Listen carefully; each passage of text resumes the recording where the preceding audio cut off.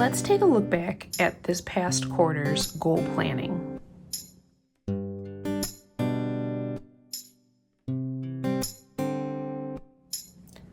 So, we have been following the goal setting routine of Franklin Covey from a book called 4DX. I highly recommend you read it because it goes far more in depth than what I did here.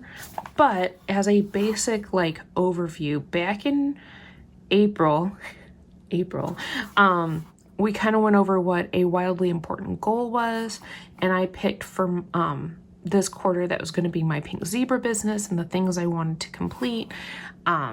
We talked about how lag measures are things that can't change once you get to the end. So for example, like a spelling test, once you take the test, it is what it is. That's the lag measure.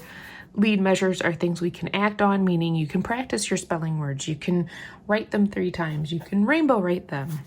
I don't teach spelling, but there you go. And then I was talking about our goal setting as like a tree.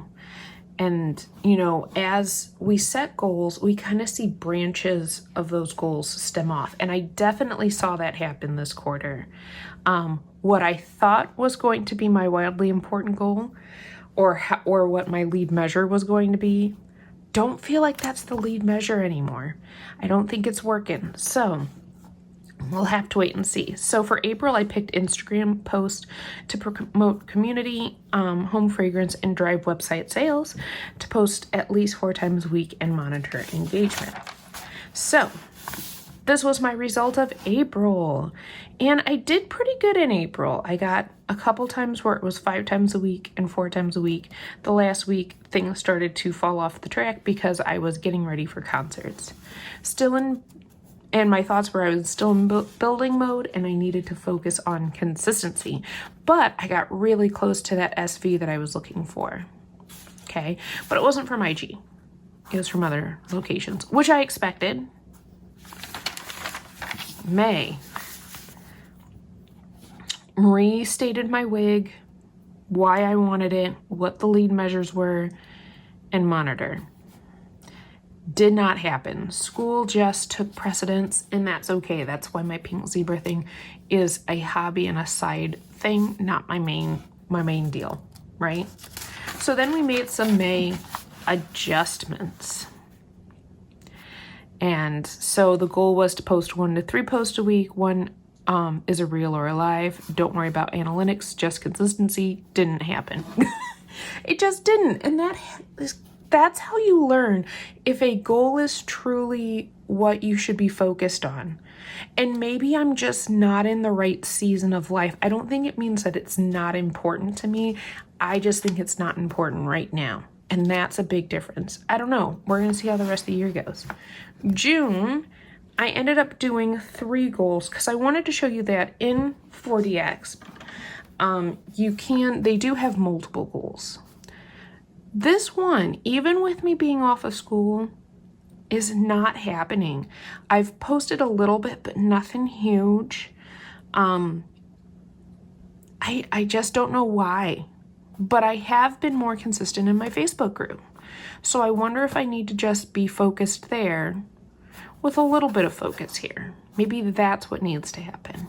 Self-care goals have been amazing. I have been a happy Holly this June. And then cleaning the house, I actually am changing this to 15 minutes a day. I found that was better. I don't know my 5 minutes less was better, but it was. So things are looking better. Life is good. So that is June. And then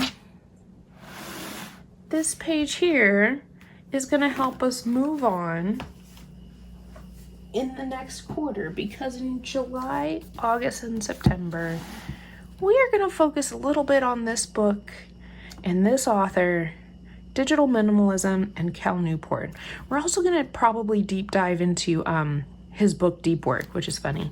But I'll give you a little insight, a little preview.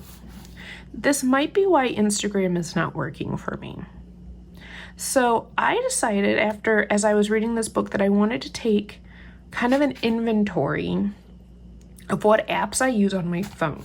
Because while this book is he talks a lot about different ways. Like, it's not like a hacks book. I'm going to tell you that right now.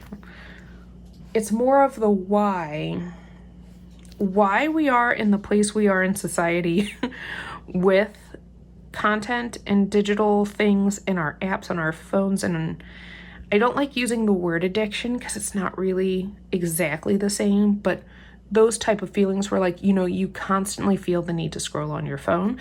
I've mindlessly scrolled. I love how Mel Robbins also talks about it, where it's like, you say, oh, I'm just going to look a little bit at Instagram, and suddenly you've lost an hour. Yeah. It's not that those apps aren't great. I love Instagram. But we're going to talk a bit more about digital minimalism, but I took an inventory of some of the apps that I have on my phone. And I decided to mark them like, what's the app? What's the purpose? How necessary is it? Plus sign is highly. Check mark is it's convenient. And then the minus is not necessary. Now, I found that almost all of my apps are convenient. So it was one of those, is it convenient and necessary or convenient and not necessary? So email, it's convenient, but it's not necessary. I could check my email on my phone, or not my phone, see, on my laptop. My tonal workouts on the go and tracking, it's convenient, but it's not necessary. I only really look at that, or I use my tonal app to schedule my workouts because it's a little easier to schedule in the app, but I don't have to. I can just use the tonal machine. Fitbit, health, wellness, and tracking. I really do think I'm starting to change this from not necessary to highly necessary. I am liking some, now that I have the new Fitbit, I'm liking the metrics I'm getting. Audible and Libby are convenient. I haven't decided, like, during the school year, I feel like they're highly necessary because I listen to a lot of audiobooks on my way to and from, and I don't have a CD player in my car anymore, so there's that. Ibotta is for coupons and rebates, so I say that's highly necessary. Saving money is good. And there's not really a way to do it on the computer. It has to be on your phone. Dollar General coupons, convenient, neither here nor there. Maps, highly necessary and convenient. My Google Drive, convenient, not necessary. Again, laptop. With Facebook, it's convenient for sure on my phone, but it's not necessary. Again, laptop.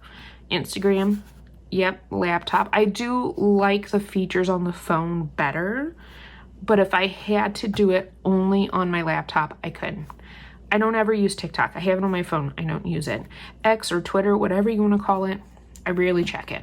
So it's one of those things that as you take inventory and start really talking about what is the purpose of these apps and how much do I really need them? And I have more apps on my phone. I just kind of did a general list. And like I said, during the next quarter, we're going to deep dive because this book made me rethink not only how I use technology, but how I use technology in the classroom. And I think that's super important, especially after the last few years. I think we really need to kind of pare down what we use technology for and teach kids how to use it correctly. Excuse me. Anyway, so that is this quarter in the little Dollar Tree notebook planner.